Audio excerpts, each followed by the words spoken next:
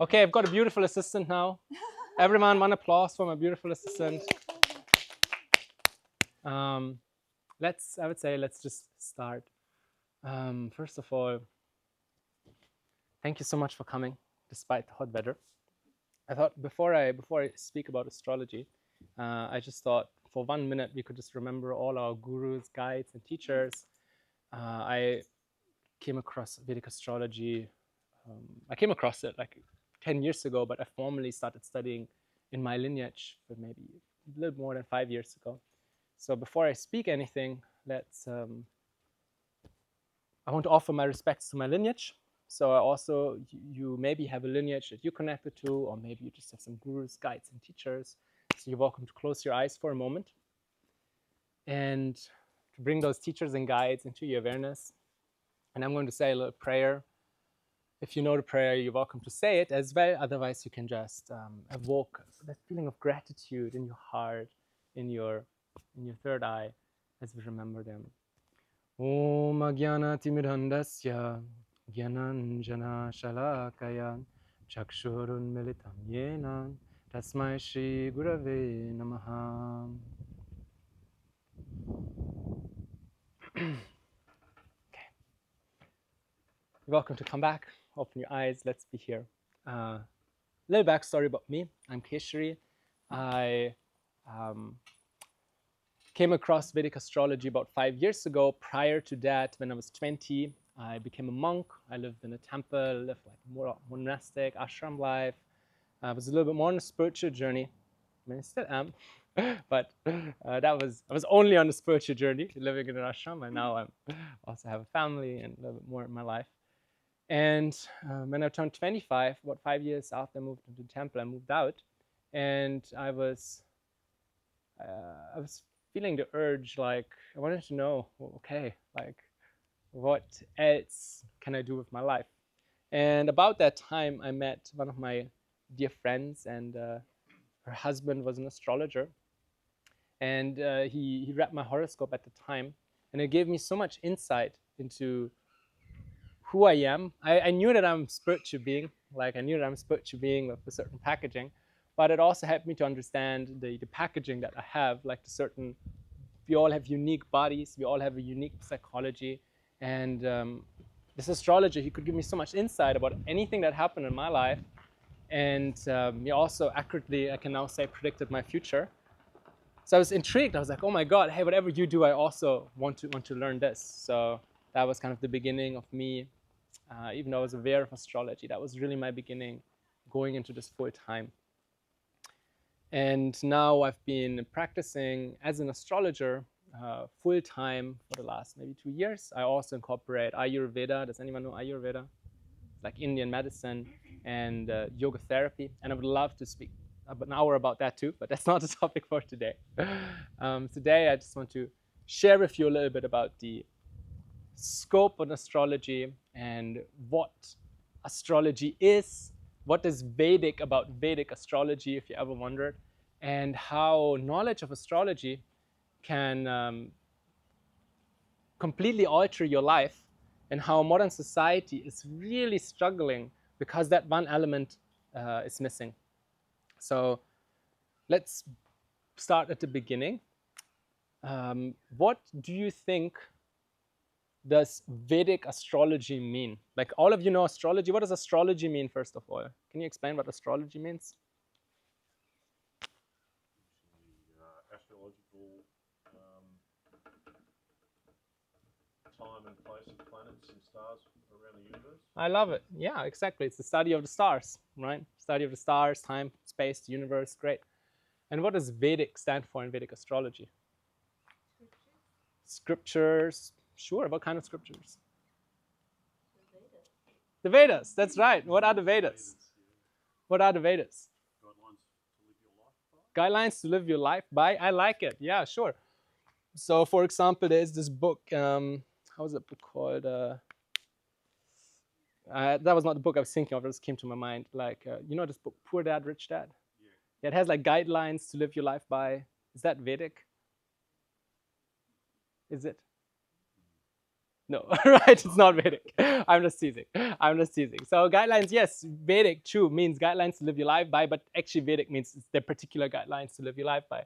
Like the Vedas literally means knowledge, and it is true. Like in the Vedas itself, it is stated that anything that is knowledge, in one sense, it is Veda. But when we refer to the Vedas in particular, we refer to like those ancient revelations by the sages about 5,000 years ago. Some people would say about 5,000 years ago in India. That's what kind of modern people say. And if you read the Vedas themselves, they say, "Oh, we are timeless revelations from the dawn of time and from like a very, very long time ago." So the Vedas, they speak. Has anyone ever read the Vedas? Hands up. Everyone? No? Okay. I like to tease. You read the Vedas? Or was this a fly? Just fly. Okay, sure. Cool. Hey, the Vedas, the real books, okay? The real text, they're great to read, right? Really nice to read. And even if you don't believe in it, it's just nice to read about other cultures. Like I've been to India 5 times now, I think, something like that. And I think it's just nice to, I've been to nearly every continent in the world. And it's nice to go to other cultures, even if you don't believe anything. It's just good to know what other people are thinking, right? So in the same way also, the Vedas, they're great books to read. And the Vedas, they speak about anything you could imagine. I really think like any topic you would bring up, I think it has a Vedic correlation. For example, there is very common, there's Ayurveda. What does Ayurveda speak about? Medicine, health, exactly. Do you know what Ayur means? Ayur means life. So Ayurveda, Veda means knowledge. Ayurveda is the science of life. Then we have, for example, my wife, she studies Shilpa Shastra. Shastra is the ancient study of art. Then there's Vastu. Vastu is like the Indian equivalent of Feng Shui, the science of space.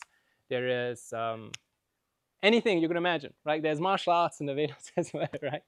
So why does it say all these things? Because in a healthy society, we need knowledge of everything, right? We need knowledge of health, we need knowledge of art, we need knowledge of, I love music as well, like I play, not here, but I play like the Indian drum.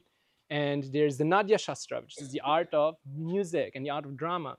And then we have, within all of this, we have actually called Jyotish.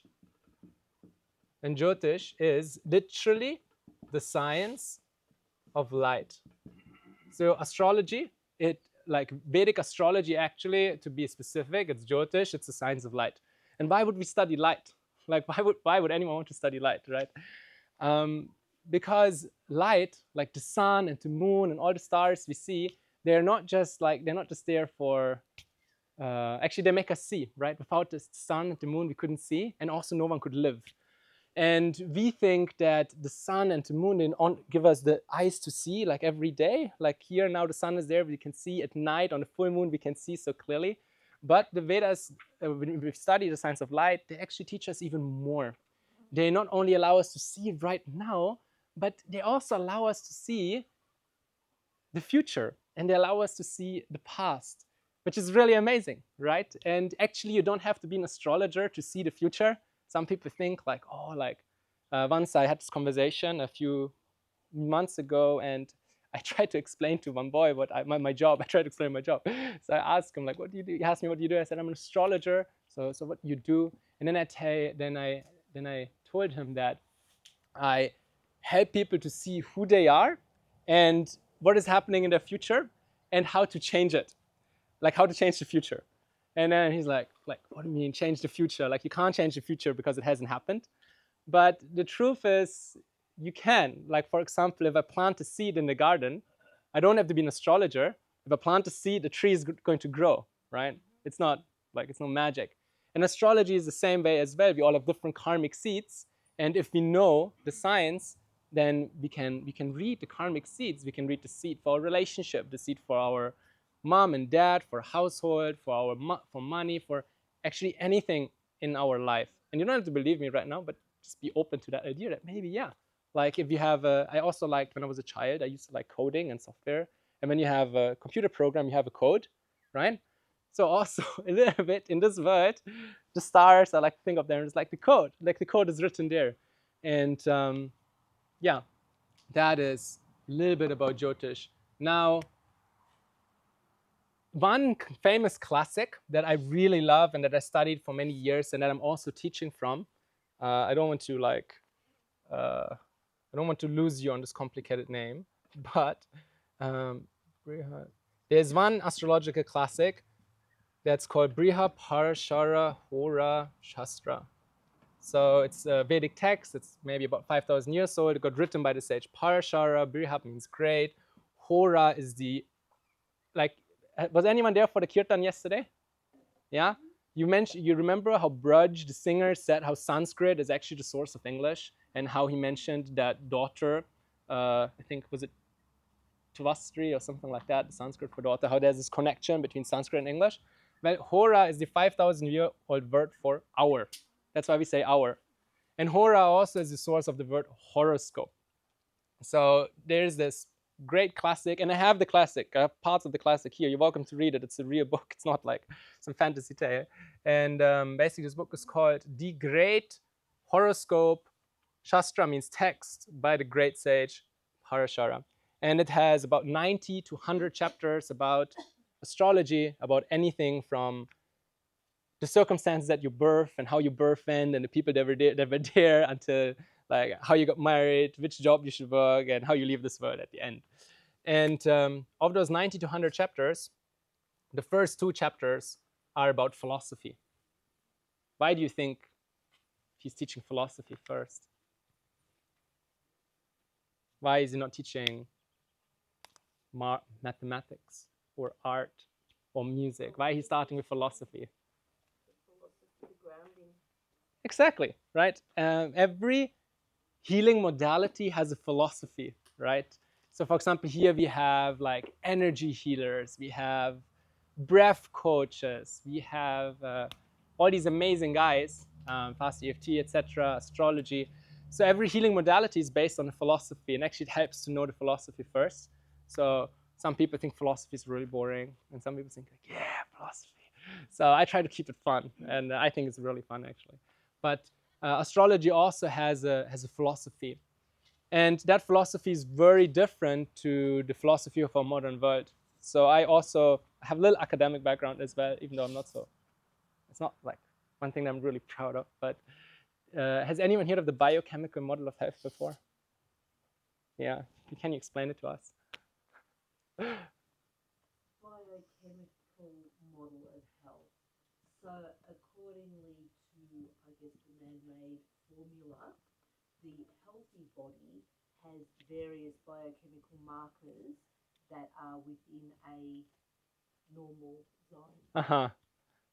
Regardless of whether that individual person who maybe has a genetic disposition for a higher cholesterol level, and they're fine totally working with that. The biochemical model says, no, that's too high. Yes, we must bring it down. Amazing. You're working in the health industry?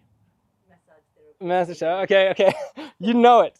You know it. That's great. So in a nutshell, the biochemical model, it reduces you to biology and chemicals. It says you are just biology and chemicals, and there's a certain range of good chemical, like there's a certain range that is healthy, and everything before and after that is not healthy.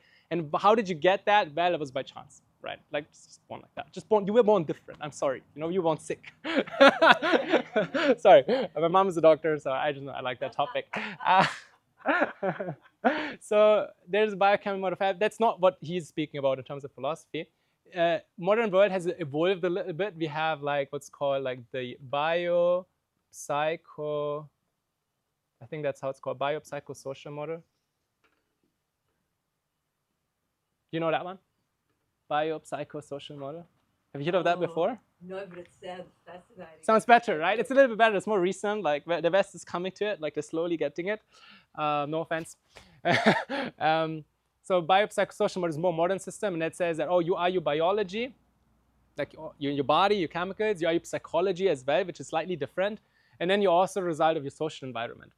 It's a bit better. I think it's a bit better, right? Rather than saying you're just like the chemicals, like you're just your body, your biology. No, you also have a mind, and that mind can change your biology. Your body changes your mind, and all of that is also result from your social factors. I think it's much better. It's a bit more recent, but even that is not really taught by Parsha. Right? He actually goes further, and the model that he teaches in his classic is that you are different. Actually, he starts his book by his classic, his astrology text, by saying that you are different from all of that. Like, you are not your biology. Like, you are not your biology. You're not your psychology, and you're not your sociology either. He says actually every person on one, like they say, if they want to be like very like spiritual, a little bit woo-woo, we say like, oh, you're pure consciousness, right? Have you heard of that before? And it's true. Like, I try not to sound too woo-woo, but it's true. He says that we're actually all different. Like, we all, like, we have our self. In Sanskrit, it's called Atma. We can say like pure consciousness. We can say the real you. And he says actually the real you, it's completely different to your psychology. Like, not completely, but it's different from your psychology. It's different from your biology. It's also different from your social environment. Unfortunately, most of us, unless you're like a like a saint or like a sage or like really like enlightened person, which maybe some of you fall into. I'm not. I'm sorry. If you're expecting me to be there, I'm sorry to put you down. But most people, their self is covered. And then in the yoga psychology, that he explains, there is different layers to those covers. Where's my sis? So, thank you so much. Thank you. So, so in the yoga psychology, it explains that there's different layers of coverings on top of this pure self. And the first, there's three graduations.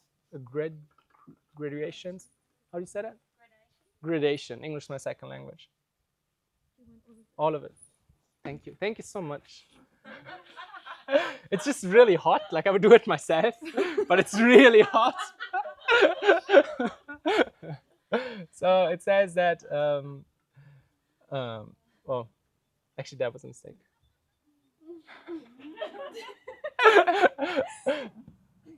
Okay. So the first covering of ourself is called, and I try to avoid Sanskrit, okay? If there's an better English word, I try to avoid it. It says our causal body. It's called Karna Sharira. And then we have our Shukshma Sharira. Sharira. Has anyone heard these terms before? Yeah, maybe? Some yogis here? Any yoga teacher trainers here? No, fly. We heard about it. You were there last Tuesday. I gave a class. You were there. Okay. I would mention some new things today too. Karna, Shukshma, Sula, and then we have our physical body, which is called Stula Sharira. So Sharira means body, or also means shell. So he, in his astrological text, he says there's 3 types of shells over the real self. And the first shelf is called the Karna Sharira, which means like the causal body, that which is causing everything. And modern people have a lot of understanding of the subtle body and of the physical body, but no one has any idea about the causal body outside of, like, let's say, in many traditional cultures, they have ideas about it, but not so much in our modern world. And the causal body, it basically has all these seeds of things that are going to happen to our life. So some, we could say, this is the realm of karmic seeds. I just leave the Sanskrit out to keep it easy. And first, our self is covered by these karmic seeds, which will then manifest into different realms of our life. Then we have our subtle body, which is like our psychology. There, the yoga texts, they differentiate between our, we have our mind, we have our intelligence, like, which are different functions of the subtle body. We have mind, intelligence. We have our ego. We have consciousness as such, like that. Sanskrit is called chitta. And then we have our physical body, which is made out of 5 elements. In Ayurveda, we have the 3 doshas. And in the middle, between our mind and our physical body, we would have like nadis. Has anyone heard of nadis before? Yeah, like psychic channels, which are linked up throughout all our chakras. And that is a little bit the understanding of ourselves as explained in these first few chapters before even venturing to astrology. Now, why does it matter? Because ourself, you might be surprised, and I bet no astrologers ever told you this, you might be surprised, but yourself actually is not affected by astrology at all. Like the yoga text explained, the self for everyone, it is, in one sense, it's qualitatively the same. Like every person has the same self in quality as being, we all have a self. The yoga text explain it is sat, it is eternal, it is chit, it has cognitions, it has knowledge and wisdom, it is ananda, it is full of happiness. So the yoga text explain everyone has that self. Unfortunately, most of us are not really tapped in all the time. Like we're not really like cognition of, we don't always are in alignment with complete wisdom. We don't always have complete happiness in our life, and we're also not really like eternal. Actually, we do change a lot. Like sometimes I really like pizza, sometimes I really like ice cream. It is changing a lot, isn't it? So we are covered by karmic seeds. Now, where do karmic seeds come from? Does anyone know the meaning of karma? Cause and effect. I like it. You nailed it. Karma literally means, I want to start with one definition of karma, which means reaction. So the astrological texts, they describe that for every karma also means action, that for every action there's a reaction. And we can see that our life, it is a reaction. Like now we're at Mantra Fest, it's a reaction because we're like open-minded people, we're spiritual people, or one of our friends brought us in here. It's a reaction of like saving money, and now we can spend it. We see our whole life as a reaction. Now, these reactions, actions that we do today, we get a reaction and they change who we are. And now the yoga text, they explain that since our self is not different from is different from our body, even before we had this body, we had a self. Even like when you were in the womb of your mother, you had a self. Even before you were in the womb of your mother, you had a self. And I will try to prove it a little bit. That is the idea. And now some reactions, they can be lived out in this lifetime. By some reactions that are so big, we cannot finish them in one lifetime. And what happens then? What happens then, right? We take them over. And this is where astrology comes in, because the universe, it has a system in the same way like Australia, it has like a government, and it has like certain systems. If they're good or bad, that's a different statement. I'm not going to make it political. But in the same way also the universe, according to the classics, like it has a certain level of governance.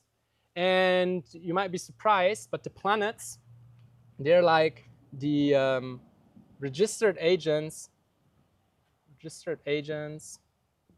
of the cosmos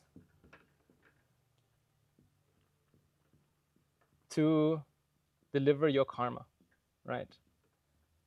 Deliver your karma. Like in the same way, in Australia, if you run your own business, then you have the ATO, and they send you a message to pay your tax. And if you don't pay your tax, they send you another message. And if you don't pay your tax again, then someone will be knocking on your door.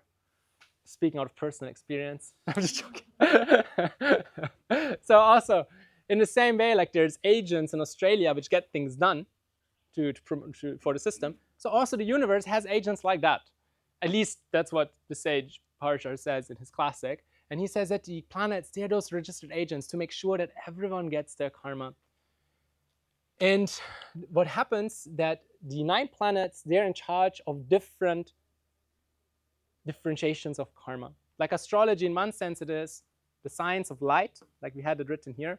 In another way, it's also really the science of karma, because all these bodies of light, they somehow or other, they give us our karma. And astrology very much, like when we look at the horoscope, and I will break it down a little bit more what it is, but when we look at the horoscope, we can really like clearly, there's no doubt about it, that we can see the karna sharira, like we can see the causal body that a person brought in. We can see all the reactions that a person is going to experience in this life. in the chart. And if a person really knows astrology, there's many different types of karma. Like, it is a great science. We have, shall we do that? Let's go there.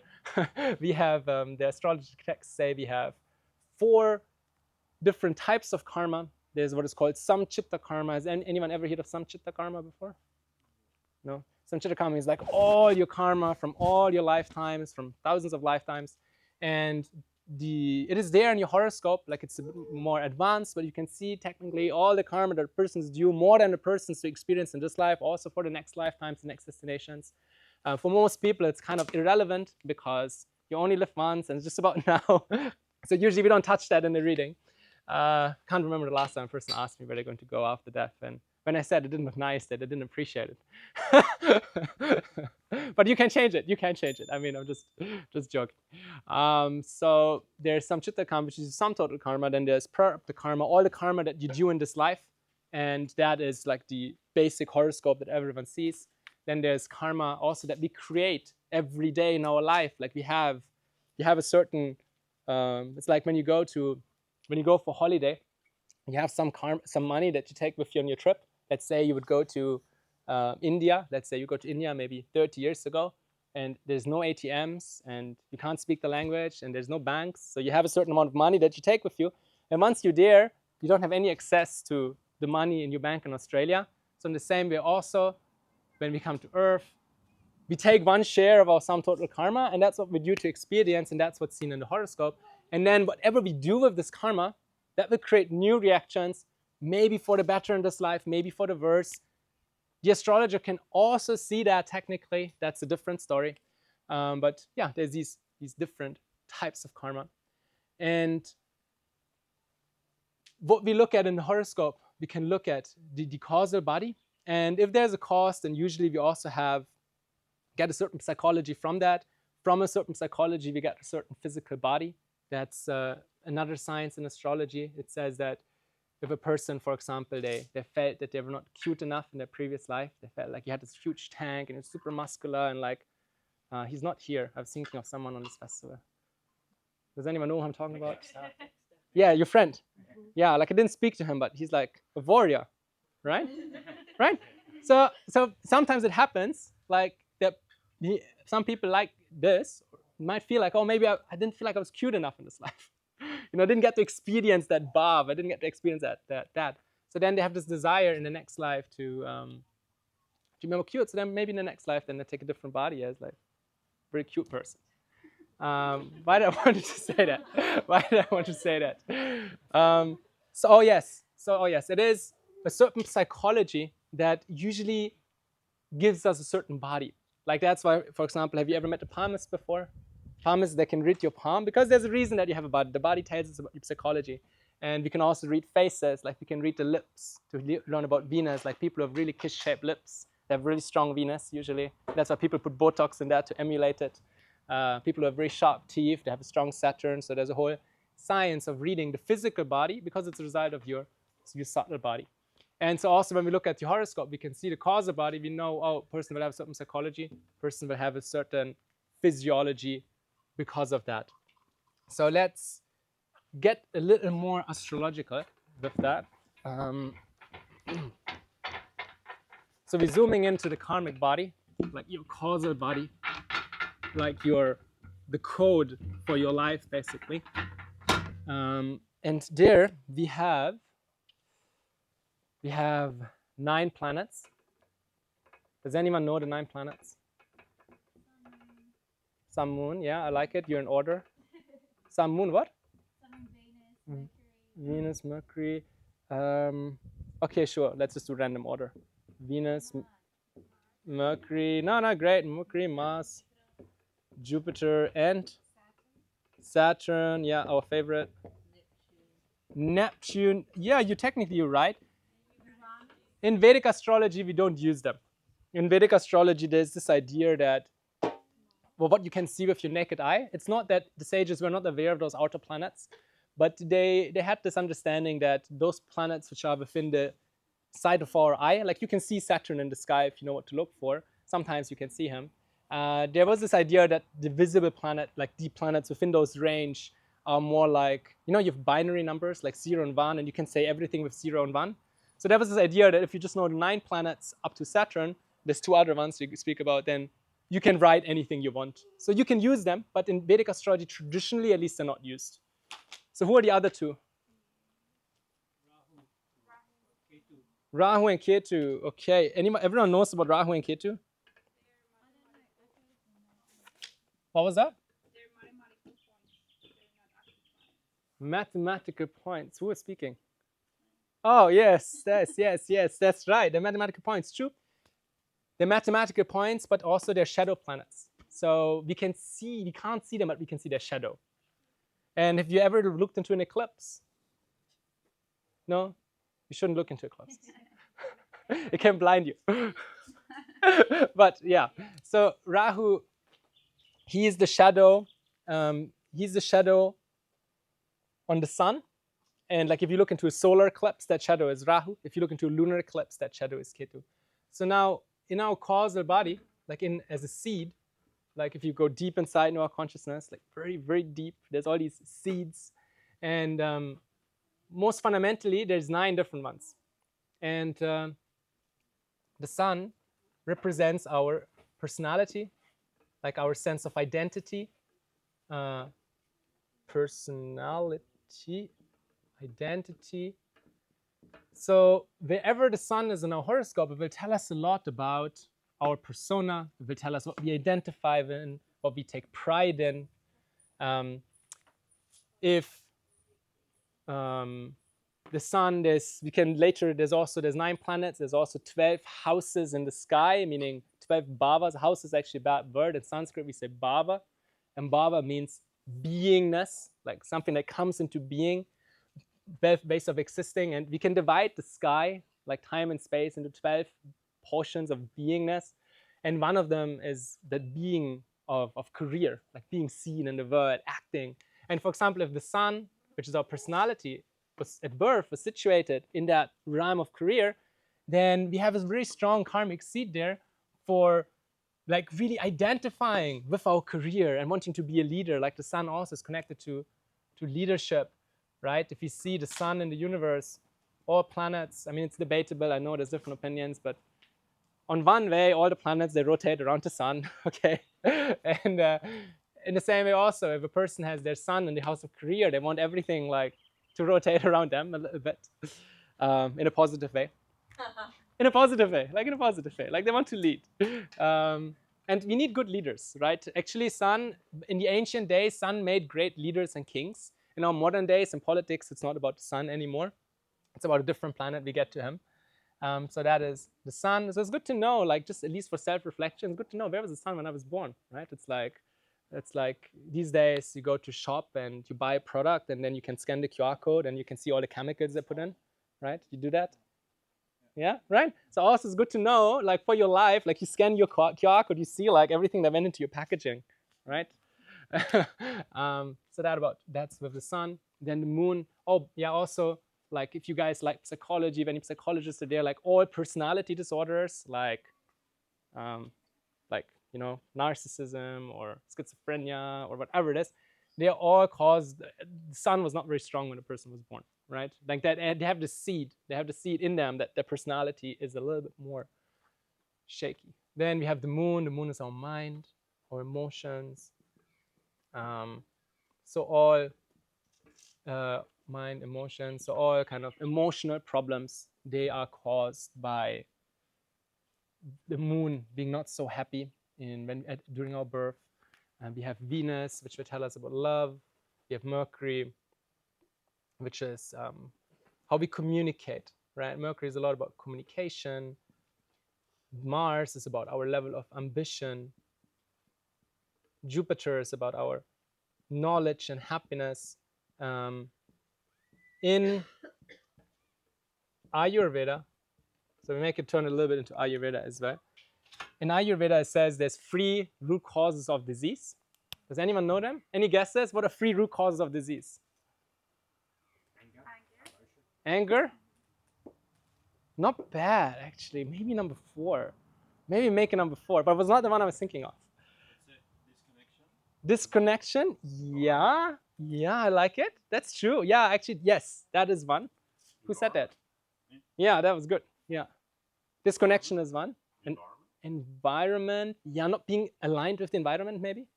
Like not being aligned with nature. Yeah, environment, true. Yeah. One is disconnection. One is not being in alignment with nature, which can be like the wrong environment, right? And then there's a third one. Any idea? Okay.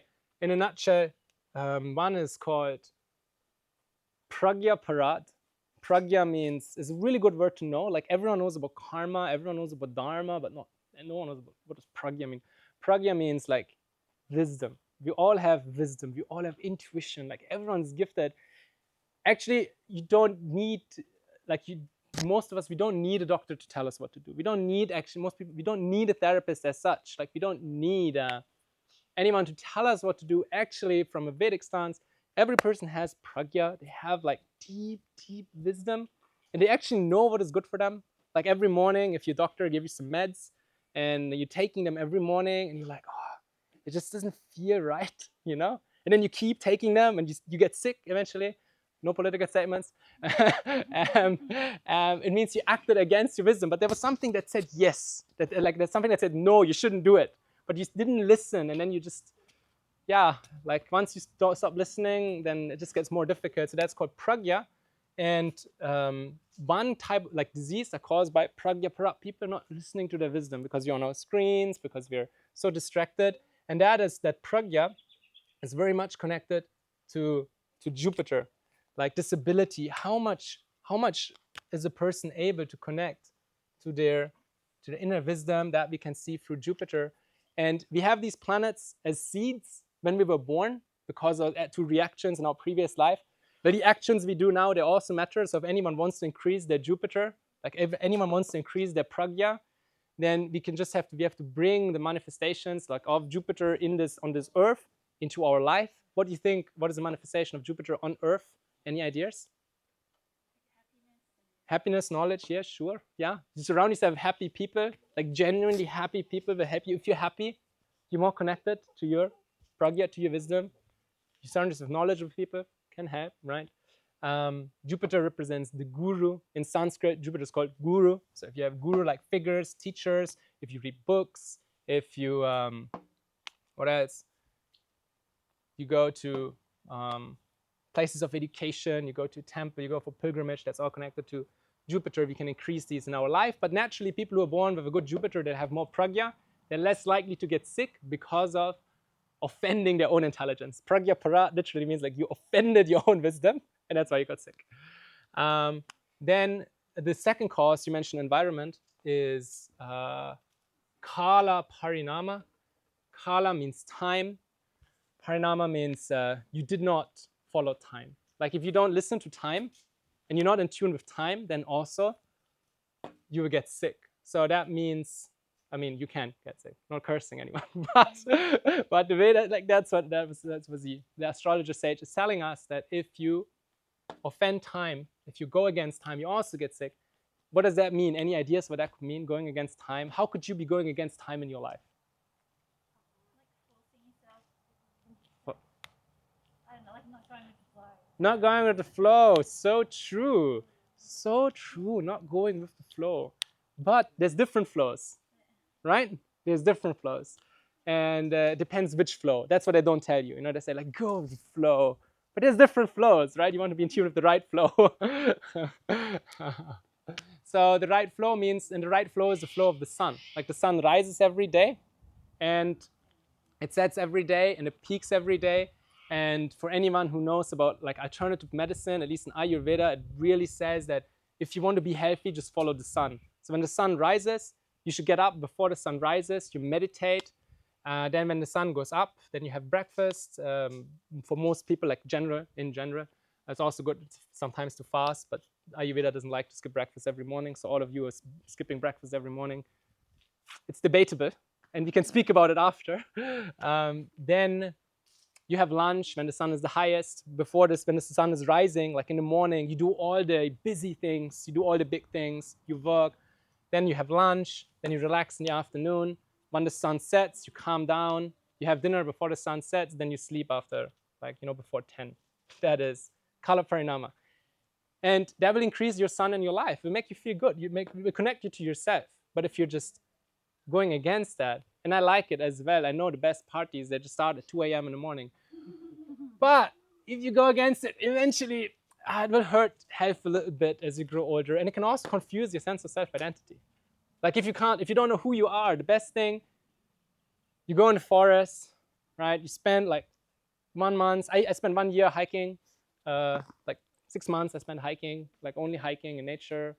And it's very natural if you're in nature, you just wake up with the sun, you sleep with the sun. And I found myself a bit more than when I was a teen. So yeah, Kala Parinama, connecting to the sun, really important. And then we have another problem in terms of health issues in Ayurveda. Third cause is Asat Niendri Arta, which means overstimulating our senses. So this says 3 causes of disease. Number 1, going against your wisdom, going against time, and then the third one is overstimulating the mind. And that means, what does that mean in real life? The inputs we get. Yeah, give me some examples, like social media, right? Screens, eating. Like, I love eating, and I ate so much, but like eating too much every single day, getting too drunk, getting too, yeah, I'm not gonna say more. So overstimulating the senses also can make a person sick, and they will disturb the moon. So even if a person is born with like amazing sun, amazing moon, amazing Jupiter, like these, like if a person has a strong sun, they're naturally more line of time. If a person has a strong moon, they're naturally a little bit better. They don't tend not to overstimulate their senses so much. And if people have a strong Jupiter, they tend to listen more to their pragya and to their wisdom. Yet the karma we do in this life also matters. So anyone who goes against their wisdom, anytime you don't listen to your guru, like if he's a real guru, it's gonna hurt. Anytime you go against time, eventually we'll build up. And also like every night on social media, scrolling for too long, it's not good. Right? Yes, miss. Strong. Okay, great. So were you here from the beginning? No, okay, I didn't explain it though, but it's true. So in one sense, the planets, they are like dots of light in the sky, right? But in another sense, we are also like, I've heard this before, like all beings of light, right? Sounds nice. And actually it's true. Consciousness is soul. Is the Vedas, like my yoga teachers explained to me that the soul, it is actually has so much light, like 10,000 suns. So there's also light inside all of us, like vibration. And so the planets at birth, yeah, they're in the sky and they're like the code, that the universe is written in. But the planets, they're also inside of us in the form of different seeds and impressions. So what determines if a planet is strong? That is the science of astrology. That is the science of light. And in a nutshell, like, for example, if a person's born with their sun, and in Vedic astrology, we use a different zodiac to Western's different. So you might think that your sun is somewhere, but I will tell you it's somewhere else. Okay, that's a different story. But if the sun, for example, would be in Libra, it's a little bit weaker sun.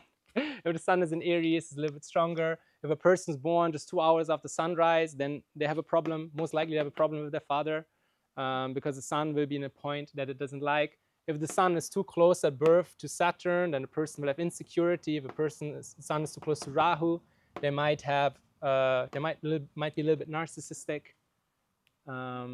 Everything is good for something. Not putting anyone down. Just there's a proclivity. There's a proclivity that should be worked through. Does that make sense? A little bit, yeah. And astrology have the same. They call it Libra, Taurus. Beautiful question. Yeah. So yes, they do pretty much. Like in Vedic astrology, obviously they don't have English names. They have Sanskrit names, and the Sanskrit for Libra is Tula. But Tula it's a man holding a scale. Like in Western astrology, it's a scale. Vedic astrology is not a scale. It's a man holding a scale. So there's some similarity. Like Aquarius is called Kumbha, And in Western, it's is it a woman in a water pot, or what is it? A man in a water pot? Just a water pot. Water bearer, yeah. So Aquarius in Vedic astrology, it's Kumbha. It's Kumbha, and it's a man holding a pot of poison. Like actually, he's a man with liquor. He's about to get drunk. That's Aquarius. So I have my son in Aquarius.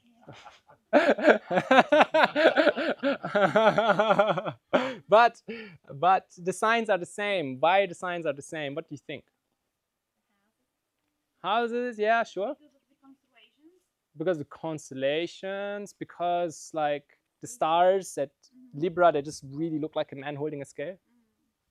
I like your thought. Seasons?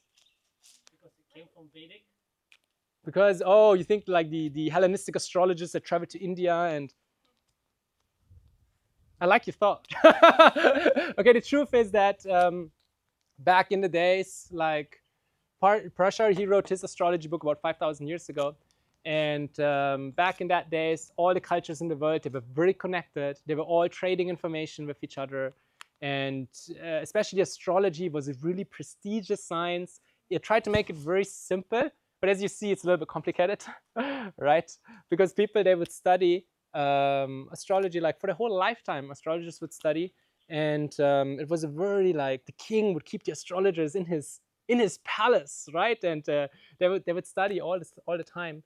And so astrology was really important science for multiple reasons. Like it was important to keep track of time, like which date are we in, which months, like when is summer actually starting. It's important. Without astrology, you won't know which time it is. In India, they keep track of time. Like if you look at Indian calendars, they go actually back millions of years. But that's a different story. So they were used to keep track of time. And then also, as the ancients were studying the stars to keep track of time, they also saw, whenever this happens, people are invading from the west. Or whenever this happens, people are invading from the east. Or whenever the army starts fighting on that day, then the other party wins. So they now saw these patterns, and that was really high information, right? It was really valuable information. So obviously, the countries had different spies, and they would exchange information about the signs. And that is why in Western and Indian astrology, pretty much they have the same signs with slight differences.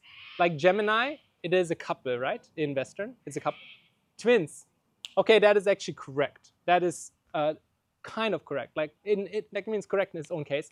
In Vedic, it is brother and sister. It's not twins. In Vedic astrology, actually Gemini, it's Lord Shiva on one side, and he has like his musical instrument that he plays at the time of dissolution.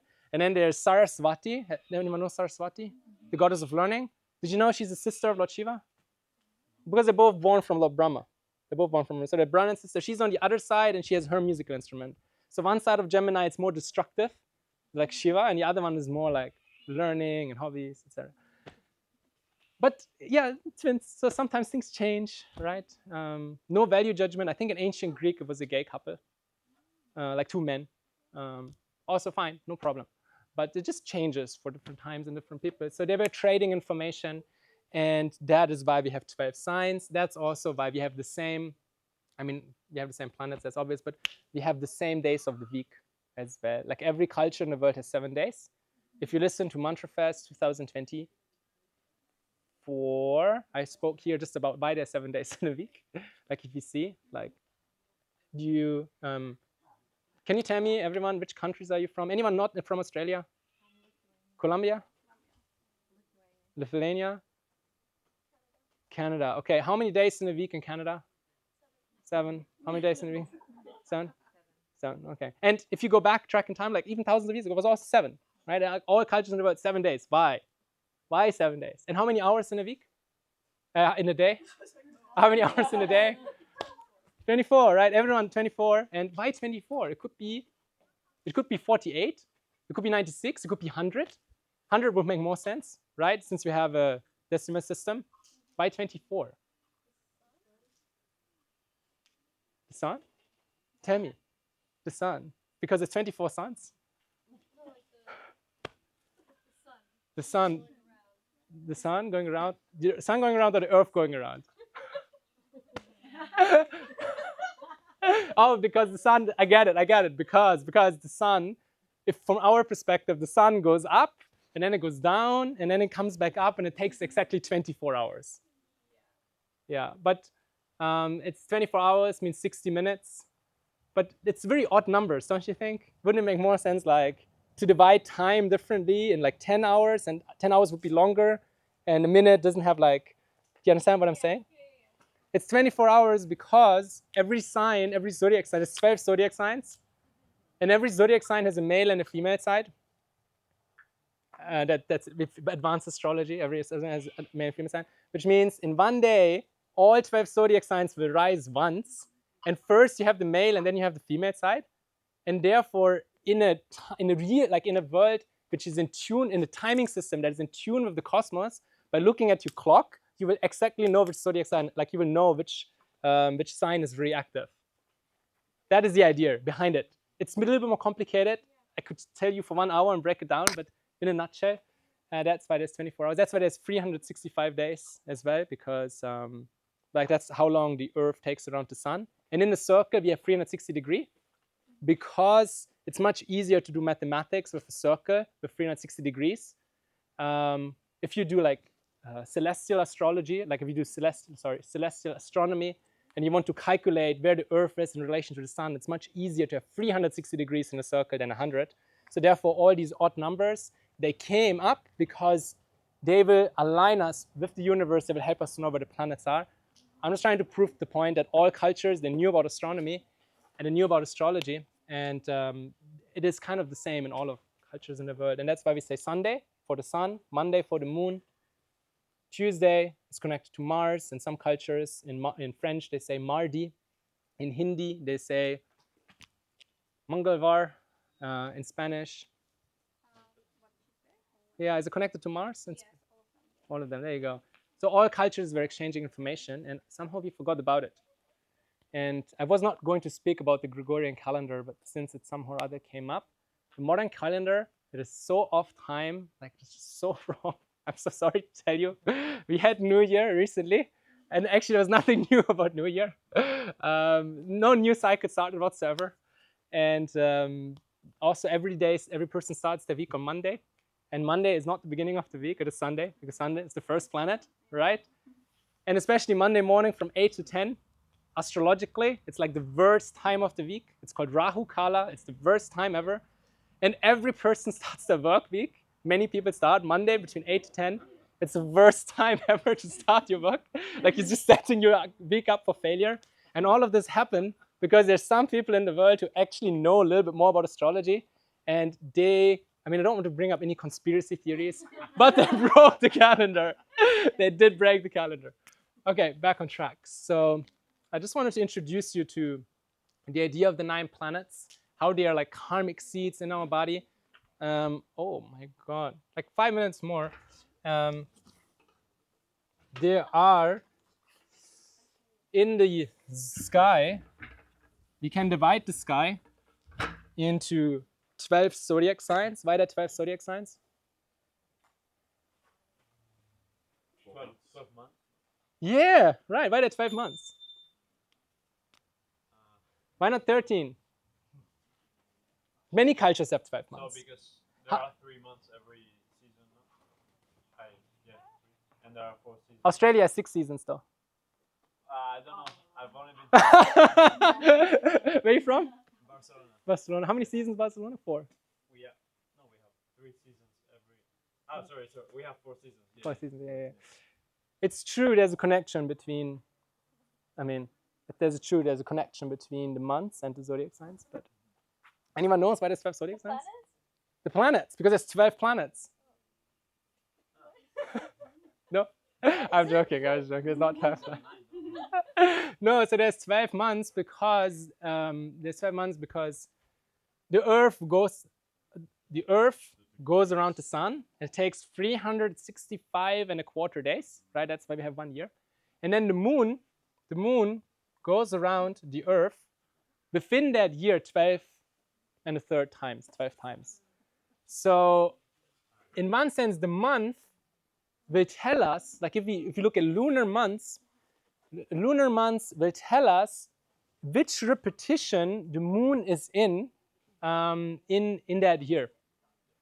And so in a real calendar, if you look at the months, you know exactly where the moon is, right? In some calendars in India, there's 2 calendars. In North India, the calendar starts on the full moon, and in South India, the calendar starts on a new moon. But it doesn't matter. In India, if you look at the lunar calendar, you know which months you're in, you know which year you're in, you know exactly where the moon is.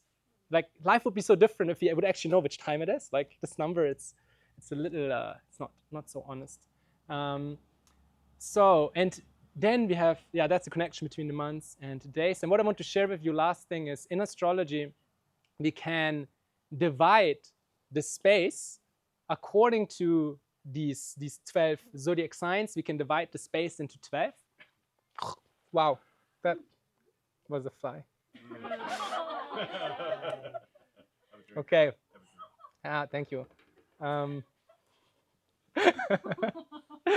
Okay, so now I'm not vegetarian anymore.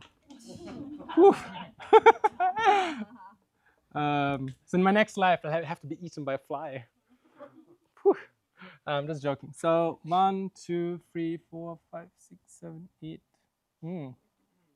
9, 10, 11, 12. Okay, beautiful. So we can, in Vedic astrology, obviously I would love to just teach you everything in 1 hour, but I can't. We look at the 9 planets, which are those like 9 karmic seeds in our life for our personality, for emotions, for love, for communication, etc.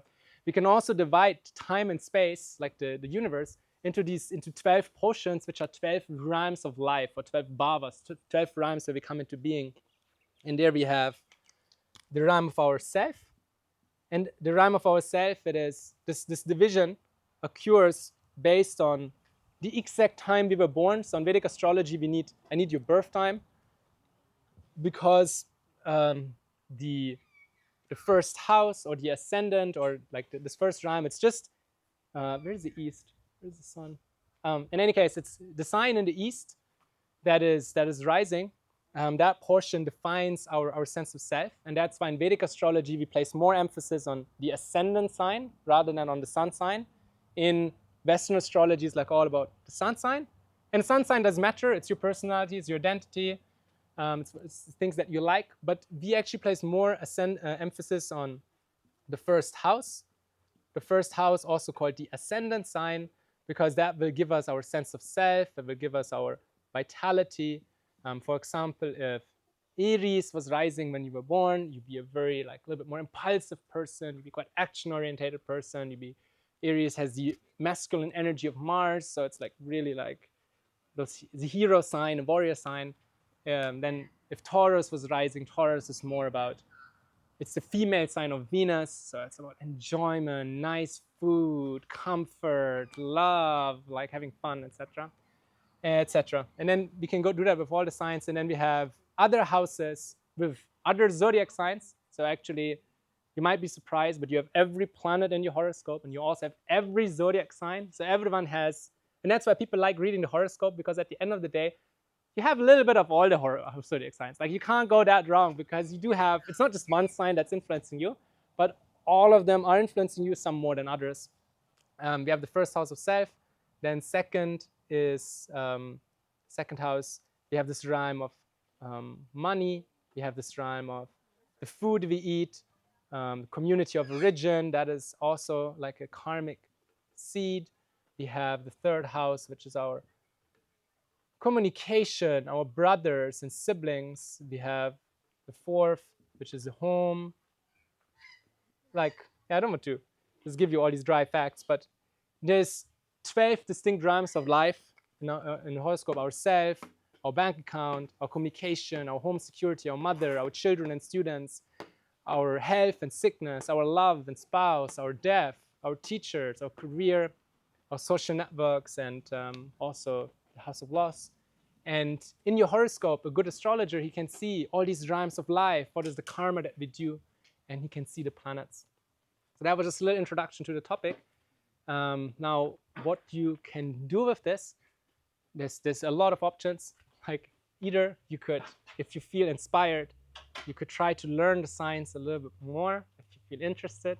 I'm teaching courses on astrology like every week, all the time. I'm still learning myself, but I've been doing this for quite some time. You're welcome to just learn more about it, just to gain understanding, like, who am I? How does this world work? How amazing is it that, like, my whole life there was, like, if you ever look up at night in the sky, there's so much happening. Imagine if you could read it. Wow, don't you think it would be amazing? Like, nature's talking to you. So we have courses on this. I'm also doing readings here. You're welcome to come by for a little reading. It's fairly short, like it's just 30 to 40 minutes here. Usually in my private practice, we do readings 90 minutes. And you're also welcome to come by for that. And even if you don't come to me, at least I would like you to leave with like a little bit like awe and wonder. Like, wow, you know, this world is amazing. Like, nature's talking to me. Isn't that cool? Like, my life completely changed many years ago when I started traveling. And I think, like, I also do practice Ayurveda. Ayurveda, it's like the Indian science of health. And in Ayurveda, it's really all about like how nature speaks to you. For example, every food tells you. You don't actually have to read the package to know how the food is. Every food speaks to you through the color, through the shape, through the taste. For example, walnuts. What do you think walnuts are good for? Brain. What about kidney beans? What about tomatoes? Little bit in moderation is good for the heart. And you cut the tomato, and it looks a little bit like a heart, isn't it? Yeah. Right? How about carrots? Eyes. You cut the carrot, you look at it. Kiwi fruit? Huh? Kiwi fruit? Kiwi fruit. Ooh. I have an idea, but I can't tell you right now. I actually have an idea, but it's just a little. I was challenging you. No, I have an idea. Like it's just a bit. It's just a bit odd. So, yeah. Oh, hypothalamus, kiwi. Yeah, but yeah, I was thinking of another part. I was thinking of the male genital. Me too.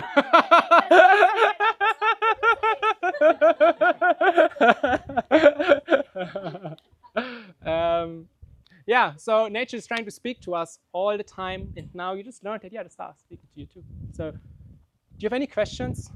Can you do a reading? I don't say have minutes or like minutes. Yeah. Size, like if it's half an hour here and there. Yeah. So depending on, I personally like if you give me the hour, like about an hour plus minus, I will be able to find out your time. It just might take a little longer. So, in a nutshell, how it works in a day. In one day, there's only there's on one level there's 12 options. Like there's 12 different ascendant signs. Like every day, Aries is rising once, Taurus rising once, and then Pisces. So we first have to find out if a person doesn't know the time at all. We first have to find out what is the ascendant sign, and then within that we have 12 windows of 2 hours. And actually, every 2 minutes, that 2-hour window changes a little bit. So within 2 hours, we have 60 options, right? So in a day, there's a lot of variety. And that's why people, even born on, like, there's one lady, not here, but here, she was born 4 hours before me. But we're very different because, you know, the Earth has rotated like that much. The sky has significantly changed, right? At least the sky that we can see. So that case, if you just know roughly the hour, we can have a look, and then I can guide you. And it would be only 2 options, like basically within that, like I can, we have one option and we could try that. I will look at your face and think what I think is more likely. And then either you say, oh, yes, that's me, yes. Or you say, no, Keshri, no. And then I will try the other one, and then hopefully it's it. Yeah. I have it at home, but I don't have it here. I have it for now, like Vedic astrology. Yeah, you see how you feel. If you want to come, you can give it a try. It's always fun. I like challenges, but yeah, that's how it works. Is there any other questions? Okay, amazing. Thank you so much. Thank you. I also, by the way, thank you so much. I'm really passionate about this, as you might have noticed. And I wrote a beginner's book on Vedic astrology because I'm teaching courses all the time. I'm teaching like short courses for 3 months, like short courses, and I have a year-long course starting as well. and I have some books if you're interested. Even if you're not coming for reading, just have a look. Like, I just love to chat to you and explore that more. So you got a strong Jupiter. I do. Yeah. Thank you. Yeah. Thank you. Thank you. Thank you. Okay.